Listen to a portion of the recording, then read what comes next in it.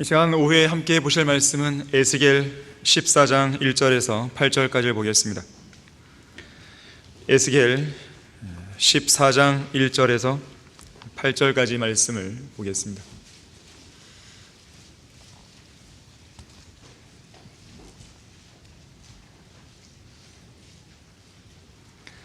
자, 1절 보시면, 그때에 이스라엘의 장로들 중에 몇 사람이 내게 와서 내 앞에 앉으니 주의 말씀이 내게 임하여 말씀하시더라.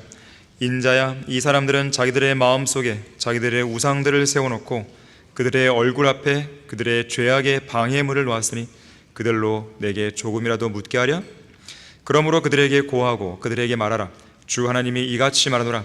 자기 마음속에 자기 우상들을 세우고 자기 얼굴 앞에 자기 죄악의 방해물을 놓고 선지자에게 나오는 이스라엘 집의 각 사람에게 나 주가 그의 우상의 많음을 따라 나오는 그에게 응답하리니 이는 그들이 그들의 우상들로 인하여 모두 나를 배반하였기 때문에 내가 그들 자신의 마음에 있는 이스라엘 집을 취하려 함이라. 그러므로 이스라엘 집에 말하라. 주 하나님이 이같이 말하노라. 회개하라. 그리고 너희 우상들로부터 너희 자신을 돌이키고 너희 얼굴을 너희의 모든 가증한 것들로부터 돌이키라. 이는 이스라엘 집의 각 사람이나 이스라엘 가운데 기거하는 타국인 중 그 누구라도 나로부터 자신을 분리시켜 마음속에 자기 우상들을 세우고 자기 얼굴 앞에 자기 죄악의 방해물을 두고 나에 관하여 묻고자 선지자에게 나오는 자는 나 주가 친히 그에게 응답할 것이미니 내가 그 사람을 대적하여 내 얼굴을 두어 그로 표적과 잠언이 되게 할 것이요 또 내가 그를 내 백성 가운데 끊으리라. 그러면 너희는 내가 주인 줄 알리라. 자, 말씀을 위해 다 같이 기도하겠습니다. 감사하신 아버지 하나님, 오전에 이어 이 오후에도 아름다운 예배 분위기를 조성시켜 주시고 말씀을 받기에 합당한 마음의 상태로 준비시켜 주셔서 감사를 드립니다. 다시 한번 저희들 안에 성령으로 충만히 거해 주십시오. 이 시간 선포되는 말씀을 통해 많은 것을 깨우치고 성장하게 해 주십시오. 주님께서 원하시는, 주님께서 기뻐하시는 삶을 살 수 있도록 인도해 주십시오. 주 예수 그리스도 이름으로 기도했습니다. 아멘. 기도 응답의 방해물이라는 제목으로 설교하겠습니다. 기도 응답의 방해물. 기도 응답의 방해물이 있는 것이죠. 1900년대 초반 고래를 잡는 포경선에 한 나이든 선장이 어떤 연설가에게 이런 이야기를 들려준 적이 있습니다. 아주 오래전에 일어난 일입니다. 고래를 잡기 위해서 남미 최남단에 있는 케이프 혼에서 멀리 떨어진 적막한 바다를 항해하는 중이었습니다. 하루는 남쪽으로 방향을 잡았는데 바로 정면에서 강풍이 불어닥쳤습니다. 하루 종일 강풍과 씨름했지만 좀처럼 앞으로 나아갈 수가 없었습니다. 남쪽으로 가야 되는데 못 간다는 것이죠. 오전 11시쯤 선박에 키를 잡고 서 있었는데 불현듯 이런 생각이 떠올랐습니다. 정면으로 불어오는 강풍과 싸우면서 굳이 남쪽 방향으로 가야 할 이유가 없지 않은가. 강풍을 타고 오히려 북쪽으로 간다 해도 남쪽만큼 고래가 많을 거야. 바람을 거스르는 역풍을 타는 대신 순풍을 타보는 게 어떨까 하는 생각이 들었던 것입니다. 그래서 항로를 남쪽에서 북쪽으로 바꿔 항해하기 시작했습니다. 그러다가 1시간쯤 지나 정오 무렵이 되었을 때 돛대 꼭대기에 올라가서 망을 보던 파수꾼이 저 앞에 배가 있습니다 라고 큰 소리를 지르는 것이 아니겠습니까? 그쪽으로 가보니 열흘 전에 화재로 인해 침몰한 선박에서 간신히 살아남은 14명의 선원이 4척의 구명보트에 나눠 타고는 간절히 구조를 기다리며 바다 위에漂流하고 있었습니다.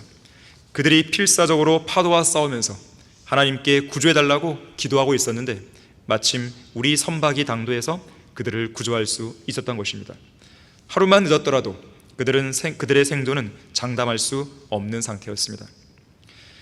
당시에 긴박한 상황이 생각나는지 이 나이든 선장은 잠시 숨을 고르다가 이렇게 덧붙입니다. 연설가 양반, 당신은 하나님을 믿는지 모르겠습니다만 저는 우연찮은 계기에 거듭난 그리스도인이 되었습니다. 그리고 구원받은 이후로 주님이 저를 유용하게 들어주셔서 위기에 빠진 사람들을 도울 수 있게 해달라고 하나님께 기도하며 매일 하루하루를 시작했습니다.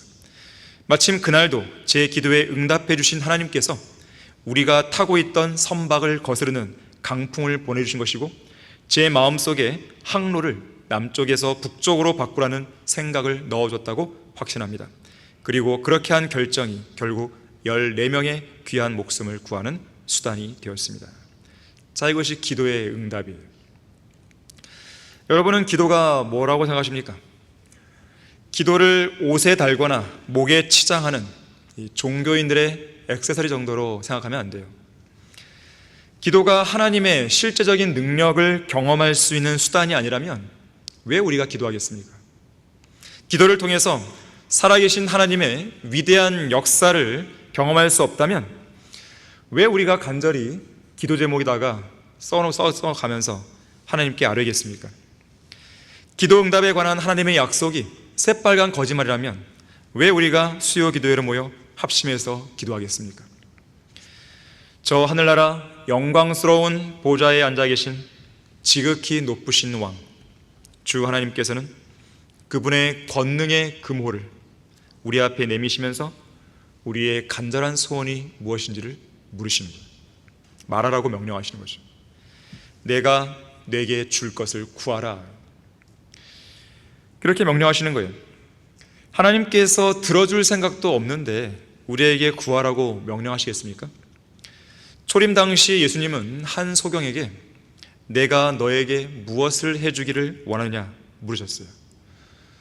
우리는 이 질문 앞에 머뭇거리거나 주저할 필요가 없습니다.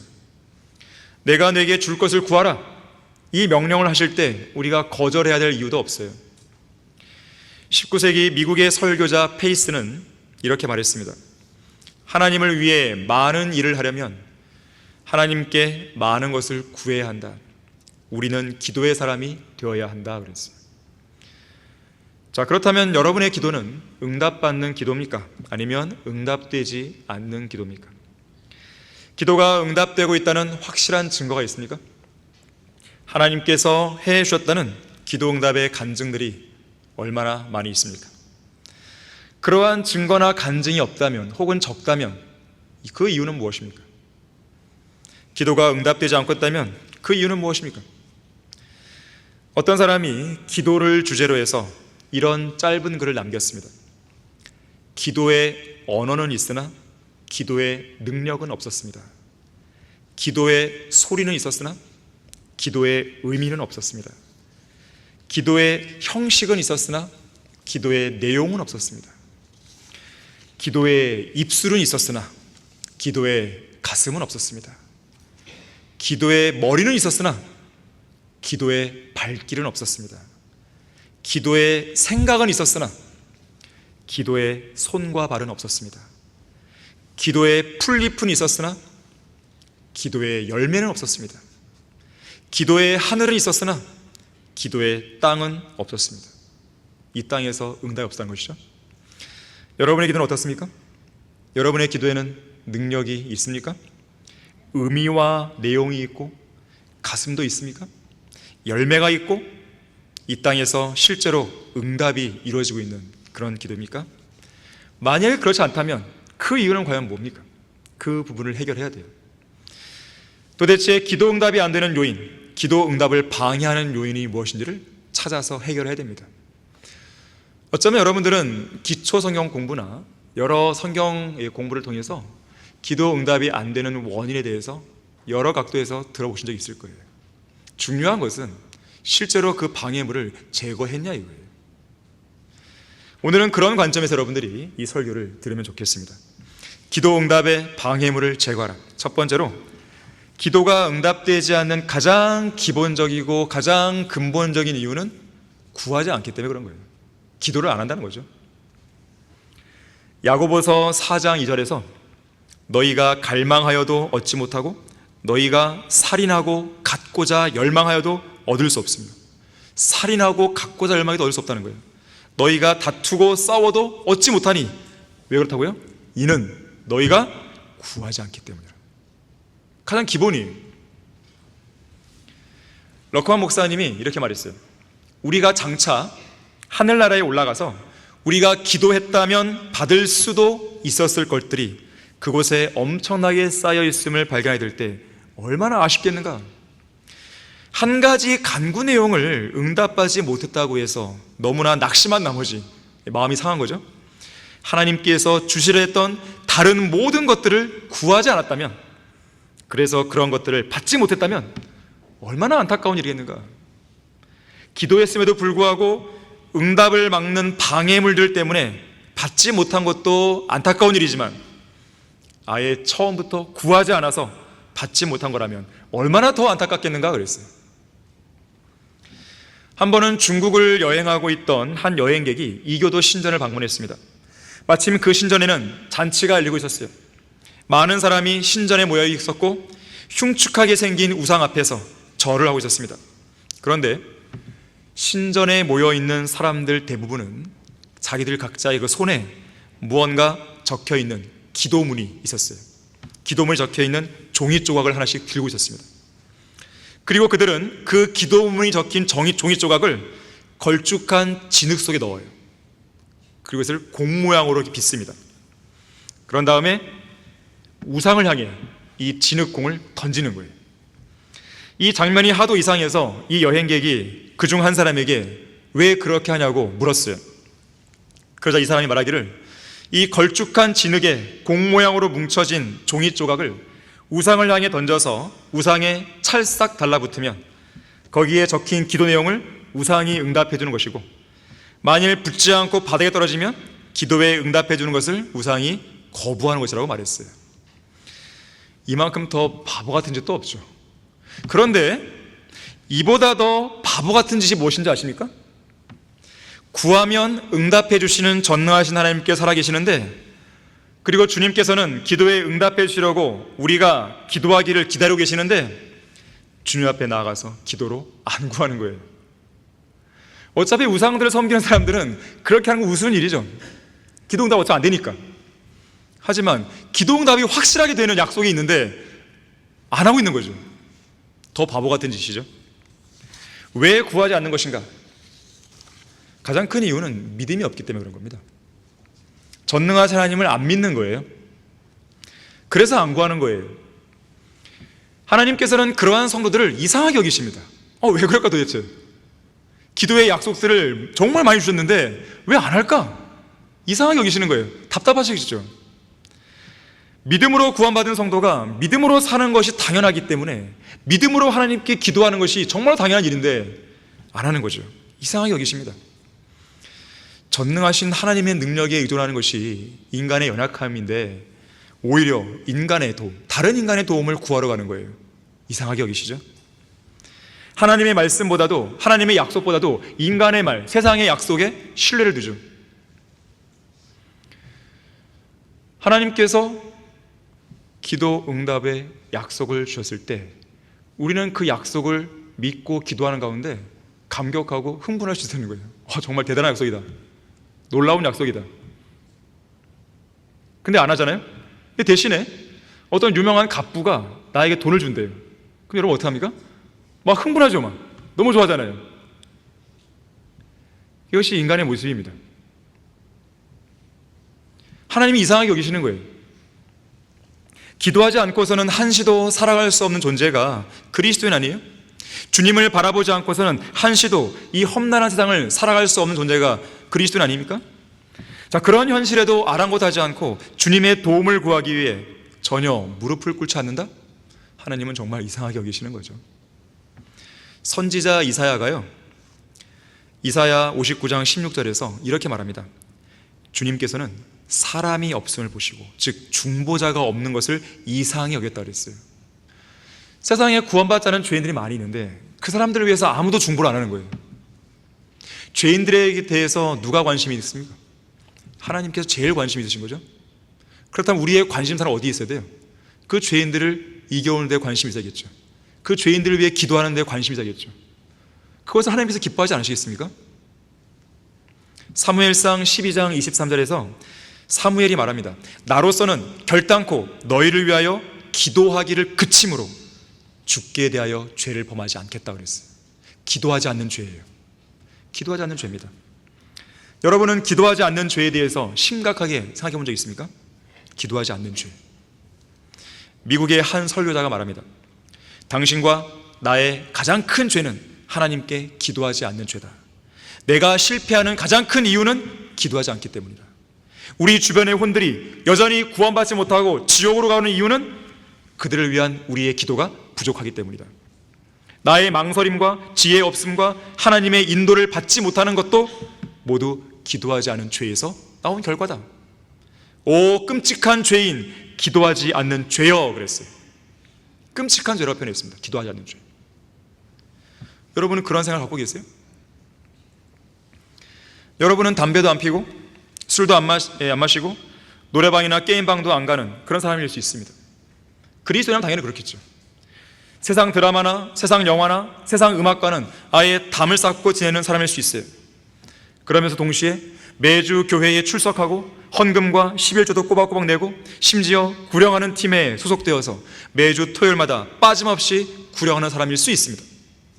하지만 그렇게 하면서도 기도를 안 한다면 끔찍한 죄를 짓고 있는 거예요. 기도하지 않는 죄를 회개하셔야 돼요. 자백하셔야 돼요. 하나님께. 하나님을 온전히 믿고 신뢰하는 성도가 되어야 됩니다. 하나님께 많은 것을 구하고 많이 응답받는 그런 성도가 되어야 되는 거예요. 기도 응답의 방해물을 제거해야 됩니다. 두 번째로 죄악의 방해물을 제거해야 돼요. 죄악의 방해물. 오늘 본문 1절에서요 장로들이 나오죠. 이 장로들은 바빌론 포로로 잡혀온 장로들입니다. 이스라엘의 장로들이죠. 크발 강가에 거주하고 있던 장로들이에요. 지금 이들이 선지자 에스겔을 찾아왔습니다. 그런데 중요한 게 있어요. 진실한 마음으로 하나님의 말씀에 경청하려고 찾아온 게 아니었어요. 왜냐하면 3절과 4절에 보니까 마음속에는 자기 우상들을 세워놔요. 얼굴 앞에는 죄악의 방해물을 놓죠. 그러면서 많은 우상들을 따라서 하나님께 나온 장로들이었습니다. 다시 말하자면 이들은 마음속에 우상들이 가득하고 공개적으로도 그들의 얼굴 앞에 실제 우상들과 형상들을 세워놓고 섬기는 우상 숭배자들이었습니다. 5절에는 이들이 우상들을 통해서 하나님을 배반했다고까지 말씀하는 거예요. 배반한 자들이에요. 우상 숭배자들은 배반자예요. 그러면서 이들은 하나님께 나와서 선지자 에스겔의 입을 통해 주시는 주님의 말씀을 듣겠다고 위선을 부린 겁니다. 이런 위선자들에 대해서 초림 당시에 예수님도 책망하신 적이 있습니다. 마태복음 15장 7절 한번 찾아보겠습니다.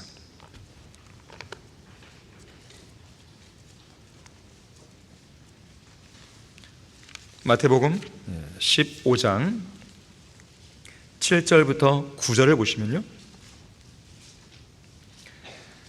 지금 이것은 이사야 29장 13절을 인용하면서 이들을 꾸짖으시는 것인데요, 너희 위선자들아, 이사야가 너희에 관하여 잘 예언하였도다. 말하기를 이 백성이 입으로는 나에게 다가오고 또 입술로는 나를 공경하여도 그들의 마음은 내게서 멀도다.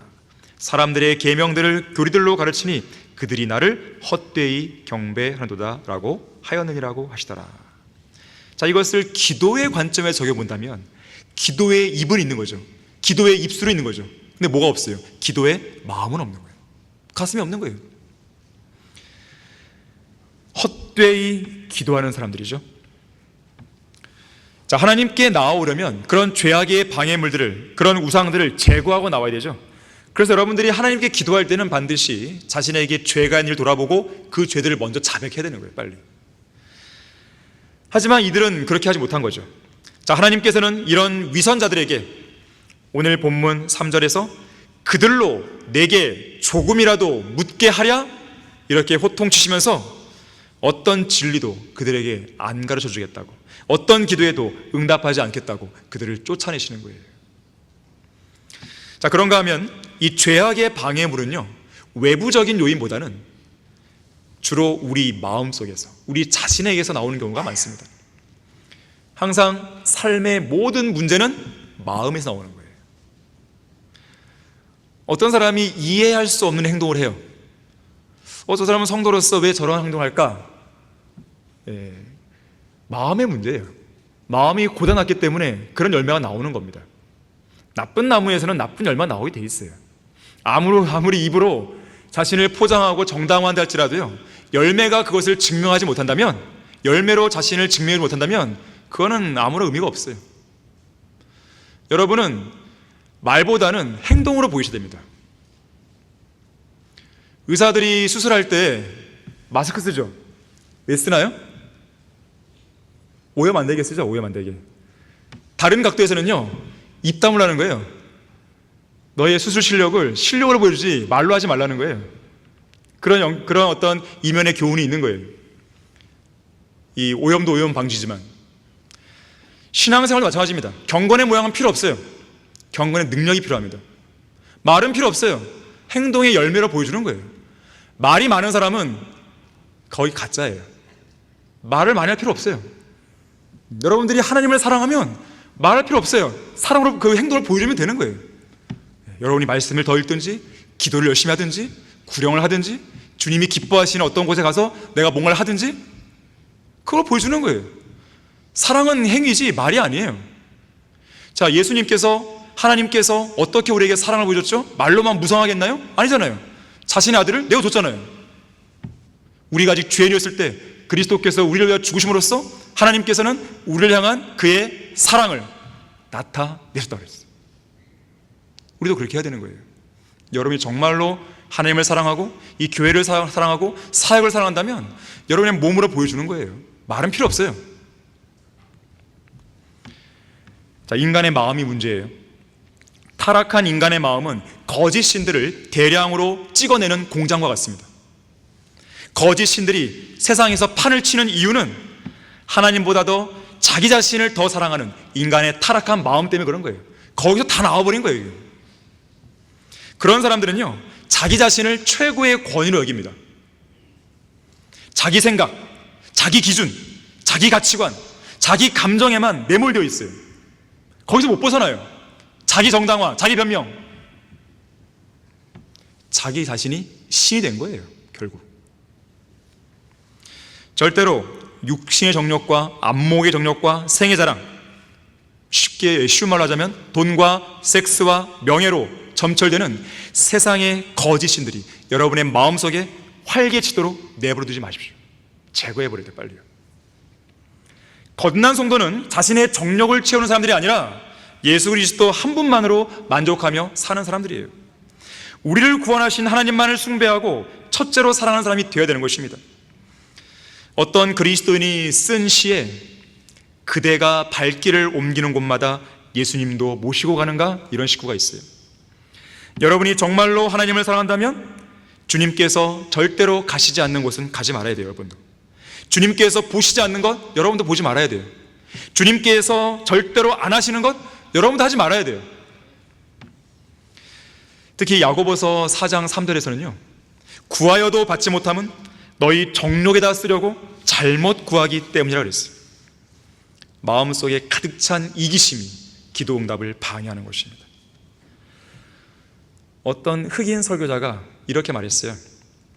주님께서는 당신이 필요로 하는 그것이 아니라 왜 그것이 필요한지 그 이유와 동기를 먼저 살피신다 그랬어요.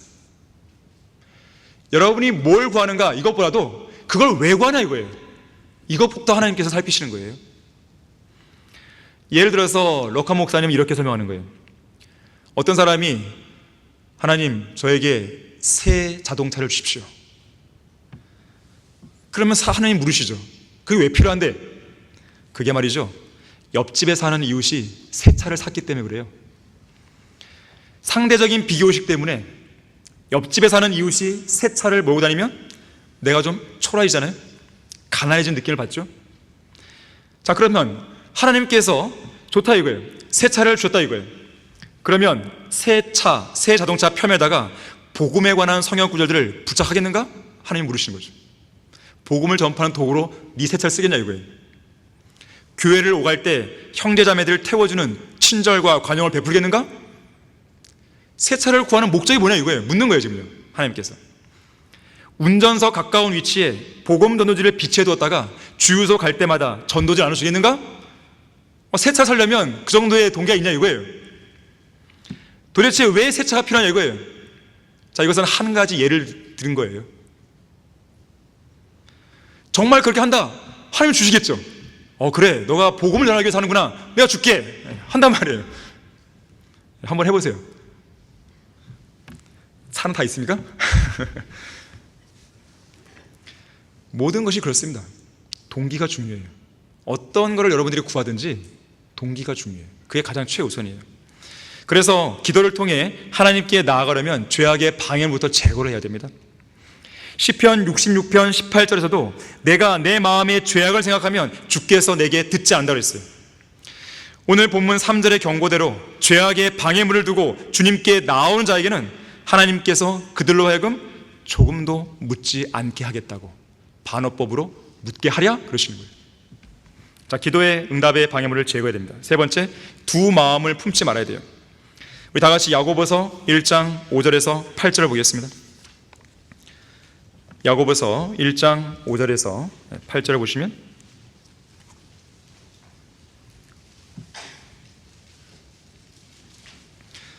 너희 중에 누가 지혜가 부족하면 모든 사람에게 아낌없이 주시고 꾸짖지 아니하시는 하나님께 구하라.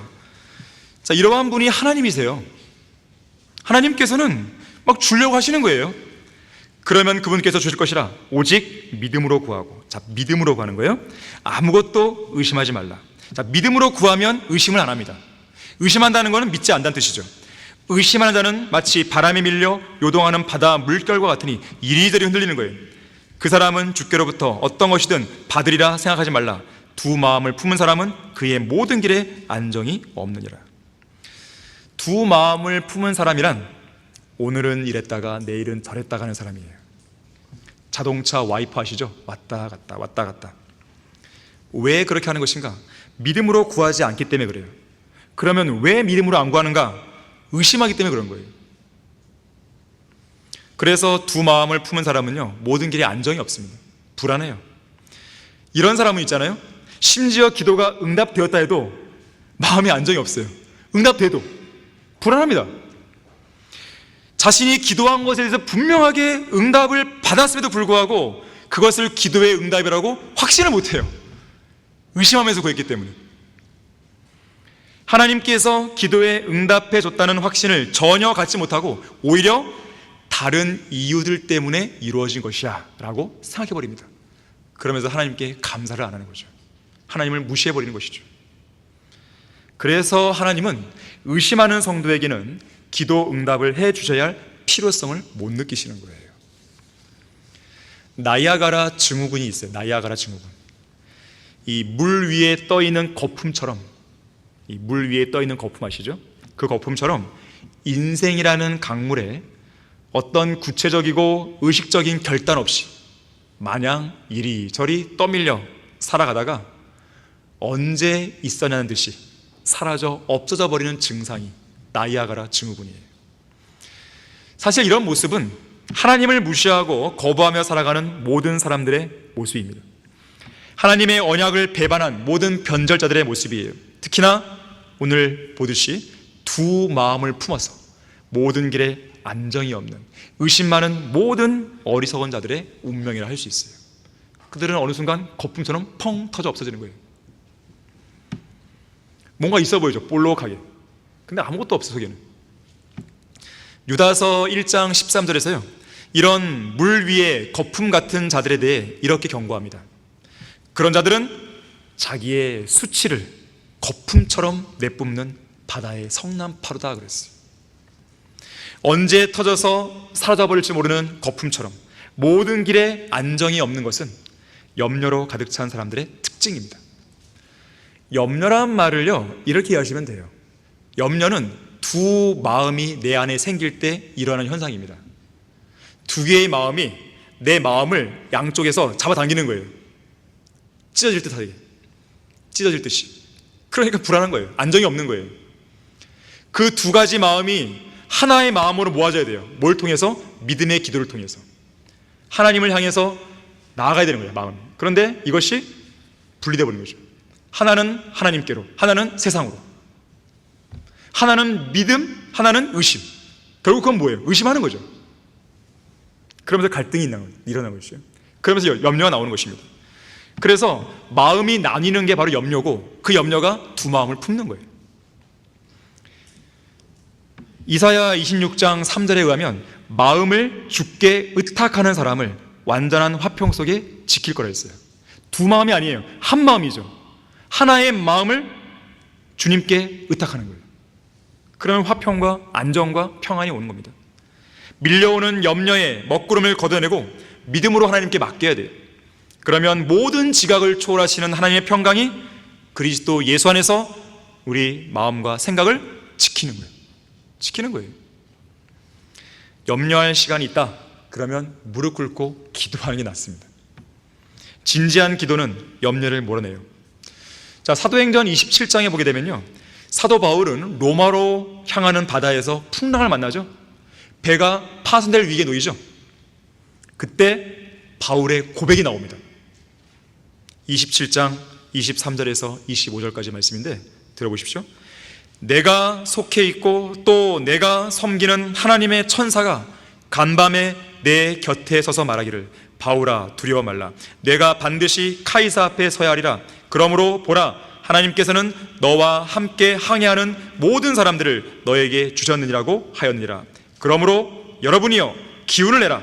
나는 하나님을 믿나니 나에게 말씀하신 그대로 되리라 그랬어요.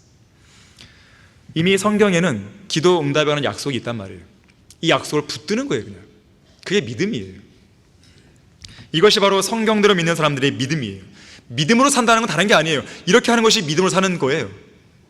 하나님의 약속의 말씀이 있는 그대로 실현된다는 것을 믿는 게 진짜 믿음입니다.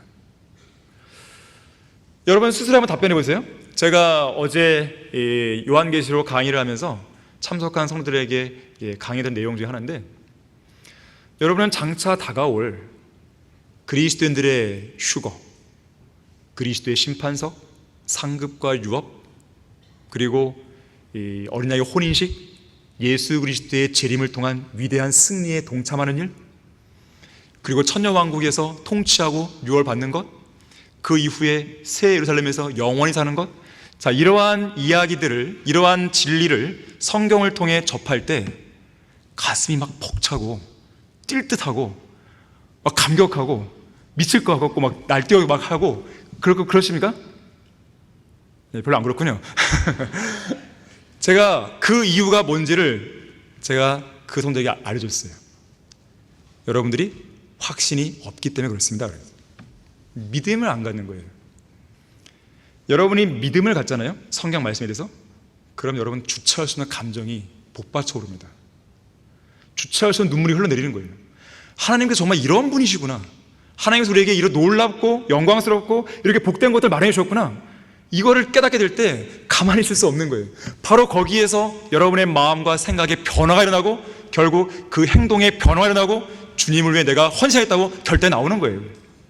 그게 정상의 수순이에요. 말씀을 믿어보세요. 자, 데살로니가 전서 한번 보세요. 데살로니가 전서 2장 13절 한번 보십시오.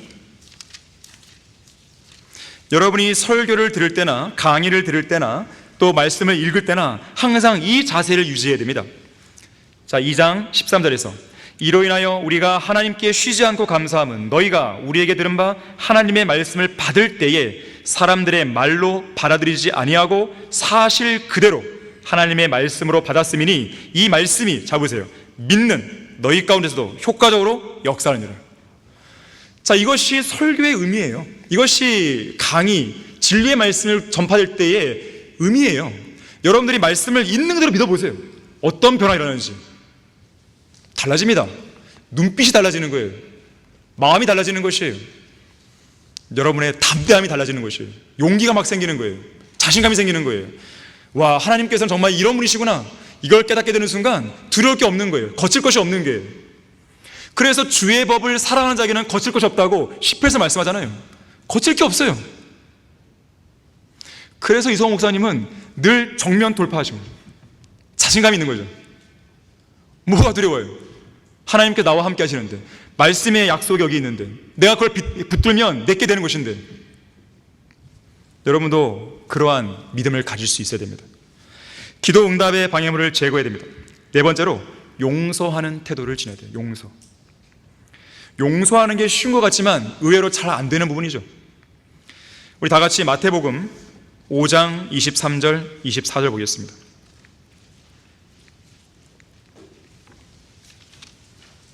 마태복음 5장 23절 24절을 보시면 그러므로 만일 내가 예물을 제단에 드리다가 거기서 내 형제가 내게 반감을 갖고 있다는 것이 생각나거든 내 예물을 거기 제단 앞에 놓아두고 가서 먼저 내 형제와 화해하고 그 후에 와서 예물을 드리라 그랬어요. 자, 여러분의 기도가 응답되지 않는다고 생각될 때 여러 가지 이유들이 있겠지만 그중 한 가지를 우리가 돌아본다면 바로 이 부분과 연관되어 있어요. 나에게 반감을 품고 있는 성도가 있지는 않은가? 혹은 나 자신이 미워하고 원망하는 어떤 누군가가 있지 않은가? 자, 그것을 하나님께 가르쳐달라고 기도해야 됩니다. 만일 내가 그 사람을 도저히 용서하기 힘든 대상이라면 용서할 수 있는 사랑을 달라고 기도하셔야 돼요. 그렇게 기도해도 계속 반복적으로 용서하지 않고 원망하는 마음이 계속 든다면 쓴뿌리가 생기지 않게 해달라고 기도해야 됩니다. 에베소서 4장 32절에서 너희는 서로 친절하고 다정다감하며 서로 용서하되 하나님께서 그리스도를 위하여 너희를 용서하신 것 같이 하라 그랬습니다. 갈라디아서 5장 15절에서는 엄청난 말씀이 있어요. 만일 너희가 서로 물어뜯고 삼킨다면 서로 멸망하지 않도록 주의하라 그랬어요. 갈라디아 교회는 서로 물어뜯고 삼키는 지체들이 있었던 것 같아요. 사실 자신의 감정을 상하게 한 지체들을 전혀 용서하지 않으면서도 자기가 지금까지 저지른 수만 가지의 죄들을 용서해달라고 하나님께 간구하는 것만큼 치사하고 뻔뻔하고 비열한 것도 없죠. 자기는 용서 안 하는데 하나님 제 거는 용서해 주십시오. 이거 양심이 좀 문제가 생긴 거죠. 용서 중에 그런 용서가 있어요. 고슴도치식 용서. 고슴도치에게는 뭐가 있어요? 가시 있어요. 가시처럼 막 쏘아대는 용서예요. 자신의 감정을 상하게 한 상대방에게 자신의 분노를 마구 쏟아붓고 그의 잘못에 대해 불로 지지고 주먹으로 마구 두들긴 다음에 내가 용서해 줄게, 이런 거예요. 이건 용서가 아니죠. 진정한 용서를 하려면 자기의 상한 기분과 관련해서도 용서를 해버려야 되는 거예요. 어떤 일 자체만 용서하고 자기의 상한 기분은 용서를 안 한다, 그러면 안 되는 거예요. 그것 자체를 마음의 기억 속에서 제거해야 됩니다. 영국의 청교도 설교자 토마스 브룩스가 하나님의 용서에 대해 말했습니다. 하나님께서 죄를 용서하실 때는 그 죄를 완전히 제거하신다. 예레미야 선지자가 말했듯이 그 죄를 아무리 찾아봐도 찾을 수 없다 그랬어요. 다윗이 친구 요나단의 아들인 무피보셋의 얼굴에서 그의 친구 요나단의 모습을 보았을 때 무피보셋이 절름발이었다는 사실이나 그 외에 다른 결점 혹은 보기 흉한 모습을 다윗이 마음에 두지 않은 것처럼 그분의 자녀들의 모습 속에서 영광스러운 아들 예수 그리스도의 모습을 보고 계시는 하나님은 우리의 모든 결점과 흠들을 눈감아주고 계신다고 그랬어요. 우리를 보실 때 예수 그리스도를 통해 보시는 거예요. 그리스도의 보혈을 통해 보시는 거예요. 그래서 우리의 모든 죄들이 없다고 생각하시는 거예요. 자, 하나님도 그렇게 하시잖아요. 이와 연관해서 마틴 루터도요, 주님께서 행하실 위대한 일들을 저와 함께 행하소서, 이는 주께서 저의 모든 죄를 용서해 주셨기 때문입니다, 이렇게 말했어요. 자, 죄를 용서한다는 것이 그것에 대해 전혀 언급하지 않겠다는 의미가 아니라면 과연 무엇이겠습니까? 한 말 또 하고 계속해서 죽을 때까지 계속 하는 거죠. 너 그랬었지, 과거에 그랬었지. 언제까지 도전하는 거예요? 언제까지? 만약에 하나님께서 여러분들에게 너 전에 죄 지은 거 기억나지? 그럼 어떻게 되겠어요? 낙심만 생기죠. 뭐 아무 일도 못하죠, 당연히. 그건 용서가 아니죠. 마찬가지입니다. 우리가 그러한 용서를 받았다면 성도들을 대할 때도 그렇게 대해야 되는 거예요. 내가 좀 억울하면 어땠습니까? 내가 좀 억울하면 어때요? 내가 좀 억울했으니까 좀 막 보복을 반드시 해야 될까요? 자, 그건 그리스도의 삶이 아니죠. 예수 그리스도께서는 가장 억울하게 죽으셨잖아요. 따지고 보면 가장 억울하신 분이 예수님이신데, 근데 예수님은 보복 안 하셨잖아요. 그들의 죄를 용서해 주십시오, 저들의 죄를 용서해 주십시오, 그래 하셨단 말이에요. 어떤 소년이요, 잠들기 전에 침대 옆에서 엄마와 함께 기도하고 있었어요. 그런데 이 소년의 어린 동생이 기도하는 형의 옆구리를 계속 콕콕 찔러 방해했습니다. 그래서 이 소년이 기도하다 말고 주님, 잠시만 기다려주세요. 동생을 한 대 때려주고 다시 올게요. 만약 여러분이 도저히 용서할 수 없는 어떤 형제나 어떤 자매를 한 대 때려주고 나서 다시 주님께 기도하러 온다면 하나님은 여러분의 기도에 응답을 안 하시겠죠. 그 모든 걸 다 내려놔야 돼요. 기도 응답의 방해물을 제거하라. 마지막 5번째로요, 하나님께 기쁨이 되지 않는 일들은 당장 멈추십시오. 여러분의 생각에 이건 괜찮겠지 하더라도 하나님께서 기뻐하지 않는다, 그럼 당장 그만두는 거예요. 그래야 기도가 응답됩니다. 우리 다 같이 요한일서 3장 22절 보겠습니다.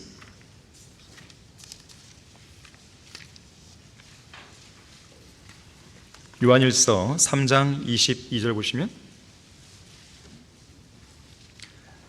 자, 무엇이든지 구하는 것을 그에게서 받나니, 그랬는데 조건이 있어요. 이는 우리가 그의 계명들을 지키고 그의 목전에 기쁨이 되는 일들을 행함이라. 자, 하나님께서 불쾌히 여기시는 어떤 일에 연루되어 있는 상태에서는 무언가를 기도해도 응답이 안 됩니다. 그렇다면 하나님께서 기뻐하시는 일들은 뭘까요? 성경에 나와 있어요. 여러분이 찾을 수 있습니다. 몇 가지 예를 들면 디모데전서 2장 3절과 4절에서는요 이렇게 말씀해요. 이것이 우리 구주 하나님 앞에 선하고 기뻐하실 만한 일이니 하나님께서는 모든 사람이 구원을 받고 진리의 지식에 이르기를 원하신다 그랬어요. 여러분이 구원받았을 때 하나님은 무척 기뻐하시는 거예요. 여러분이 성경을 공부하겠다고 결심했을 때, 또 실행했을 때 하나님께서 무척 기뻐하시는 거예요. 여러분이 누군가에게 복음을 전해서 누군가를 구원시켰을 때 하나님께서 무척 기뻐하시는 거예요. 여러분이 진리의 말씀으로 누군가를 양육했을 때 하나님께서 무척 기뻐하시는 거예요. 하나님께서 기뻐하시는 일을 하고 싶지 않으십니까? 해야 됩니다. 구원받아야 할 사람들의 명단을 딱 두고 주님 앞에서 간절히 무릎 꿇고 기도를 드려요. 하나님이 기뻐하시죠. 하나님은 죄인들의 구원에 관심이 있는데 그러한 성도를 봤단 말이에요. 얼마나 기뻐하시겠어요. 잘하고 있다 그래요. 세뇌된 교단 교리를 옹호하는 것이 아니라 성경에서 말씀하는 참된 진리에 대한 열정으로 진리의 지식에 이르고 있고 진리의 기치를 높이고 있고 어느 누구를 만나더라도 바른 성경인 한글 킹제임스를 전하고 진리의 말씀을 이야기하고 있다면 하나님은 정말 기뻐하시죠. 믿음이 없이는 하나님을 기쁘실 수 없죠. 믿음을 가지면 기뻐할 수 있는 거예요. 여러분이 믿음으로 기도하면 하나님은 기뻐하십니다. 왜 안 기뻐하겠어요? 효과적이고 열렬하게 진지하고 진실하게 기도하는 사람들 하나님은 기뻐하시죠. 그러면 그것이 가속도가 붙어갖고요 더 진지하게 기도합니다. 한 번은 러크만 목사님께서 이런 글을 쓴 적이 있습니다. 당신은 무엇이 하나님을 기쁘시게 하는지 아는가? 내가 미국 전역을 돌아다니면서 여러 차례 성경 강연회를 열었지만 단 한 번도 사람들은 11조를 하는 것이 옳은 일인가요? 라거나 사람들을 주님께로 이겨오는 일, 곧 구령이 옳은 일인가요? 라는 질문을 하지 않았다. 왜냐하면 성도들 자신도 무엇이 하나님을 기쁘시게 하는 일인지 잘 알고 있기 때문이다. 모른다면 혼자 방에 들어가서 무릎을 꿇고 하나님께 여쭤보라. 하나님, 제 삶에서 하나님을 기쁘시게 해드리지 않는 일이나 제가 제거해야 할 부분이 있으면 알려주십시오. 장담하건대 30초도 채 되지 않아 그것이 무엇인지 알게 될 것이다. 어쩌면 그것이 아주 사소한 일일 수도 있다. 성경에서 말씀하시듯이 포도원을 망치는 작은 여우가 있는 것이다. 대단히 큰 죄나 대단히 큰 사악한 죄가 아니라 그저 하나님께서 기뻐하시지 않는 어떤 사소한 것이 당신의 인생에 있을 수 있다. 중요한 것은 당신의 삶에서 하나님을 기쁘시게 하지 않는 일이 있다면 하나님뿐 아니라 당신도 그 일이 무엇인지 알고 있다는 점이며 또한 당신은 반드시 그 부분을 제거해야 한다는 점이다. 우리 자신이 볼 때는 전혀 해가 없는 것처럼 보여도 그것이 하나님을 기쁘시게 하지 않는다면 당신은 반드시 그것을 제거해야 된다. 하나님의 목전에 기쁨이 되는 일들을 행하라. 그러면 당신의 기도가 응답되는 놀라운 경험을 하게 될 것이다 그랬어요. 사도 바울이 말했죠. 갈라디아서 1장 10절에서 내가 이제 사람들에게 호감을 사랴? 아니면 하나님께 사랴?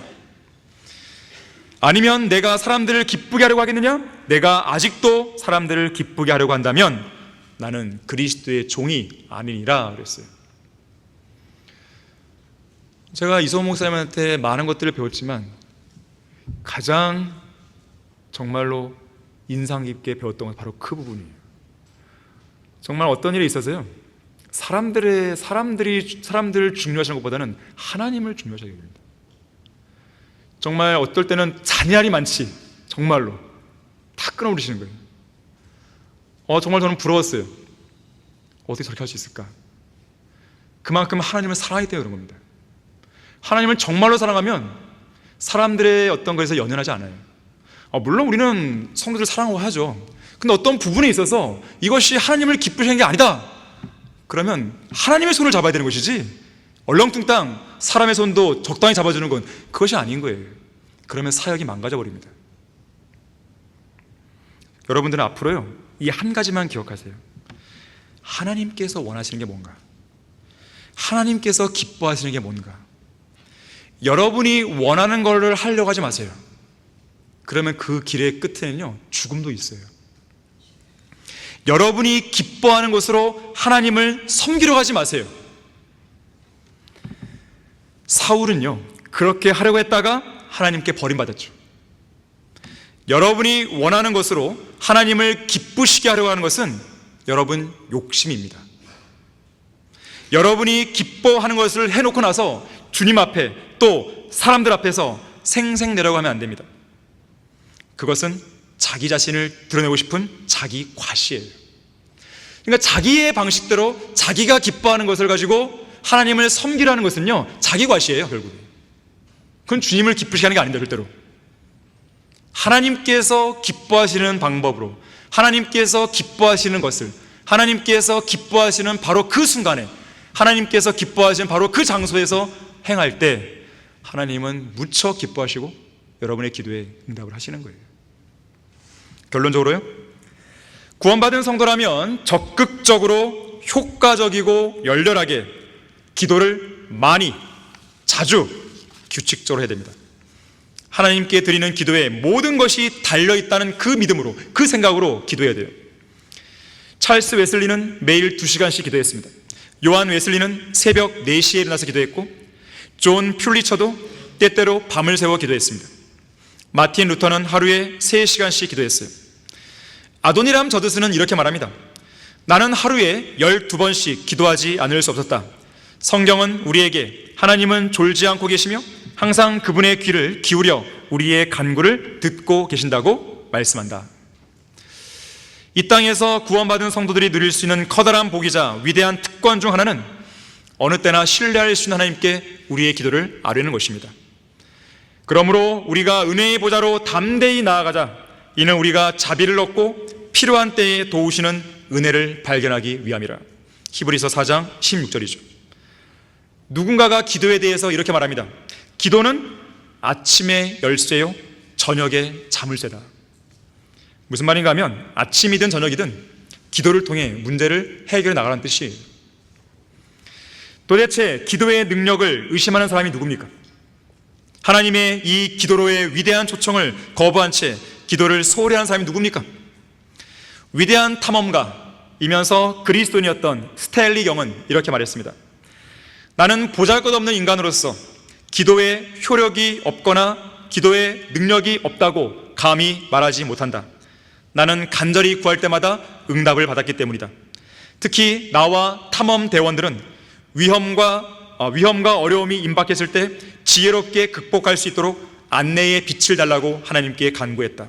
그때 한 줄기의 광선이 혼란스러운 내 마음속에 비추어서 탈출로를 환하게 가르쳐 주었다.